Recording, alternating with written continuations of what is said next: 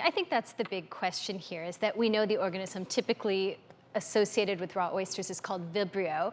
And in terms of this Guillain-Barré syndrome, can you assume that it would necessarily happen? Was this foreseeable, I think, is the legal term for it. And so I think that's the real question mark, because I do think when something happens, there is a liability, and he did get sick. The restaurant is responsible in that respect. I think the counter argument from the restaurant was that he had also eaten other meat sources such as lamb, which also can contain Campylobacter, which is a bacteria much more commonly associated with Guillain-Barré. So it's just not typically associated with this organism. So they had many customers apparently who also got sick from Vibrio. They did accept the responsibility for that, but they don't feel necessarily that Guillain-Barré, despite the time course, was foreseeable and necessarily their responsibility. And the problem I see with the verdict is one thing only, which is I think this sets a very scary precedent. I absolutely believe that this couple should have received remuneration and absolutely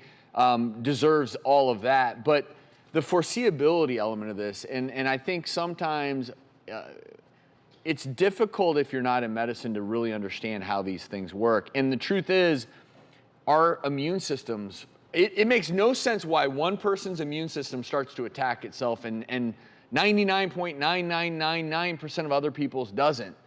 And so I hate that it happens when these things occur, but I think you're going to start assuming cause effect when it comes to these very remote, bizarre illnesses. You're going to see more scenarios where you're never going to be able to go out to dinner. Anyone, and that's a thing about medicine that is so difficult. And I think that's the scary thing. Foreseeability, and obviously if there was intent, if a restaurant knew they were serving bad food of any kind, well then they should be held liable and penalized. But in a case like this, you go out to eat, you're always taking a risk. If you eat raw oysters, and I'm not saying you're taking a risk of Guillain-Barré syndrome. Living your life, you are taking a risk of getting Guillain-Barré syndrome. That's just the reality. I hate to admit it, but it's true. You live your life, and you're exposed to GI illnesses, respiratory illnesses, and a third of the time, people can get Guillain-Barré syndrome. You have no idea why. Okay. But when you eat, if you're going to eat raw food, you're assuming a risk, no matter where you get it from. You're assuming a risk. Sushi, you know, you can pick up parasites and worms. Same thing with meat, chicken, poultry. If it's not cooked properly, even you think you've cooked it properly, but there's potential there that bacteria can still be alive. Yeah. But I think your point is really well taken with a whole slew of autoimmune diseases where we see the immune system get revved up for reasons we don't understand. And we think there is some infectious trigger.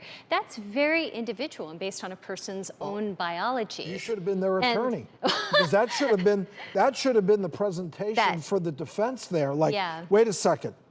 It's his unique immune system that caused this reaction. Right, and so just another nuance was apparently the insurance limit of this restaurant was $1 million, and they're out of business. No, the couple would have been happy to accept that, but the restaurant was not budging off of this $20,000, and that's why they litigated it out. And so I think there was a punitive element of the 6.7 just to send a message that you need to. Well, that's accept. an insurance policy, Correct. and that's where insurers. That's a whole different. That's a whole different ballpark there. Where and I'm okay with that part. Yeah. I'm okay if you try to shortchange someone and there's punitive element, I am fine with that. But again, Guillain-Barré syndrome, it's one of those you learn in medical school and you hope you never have to diagnose it.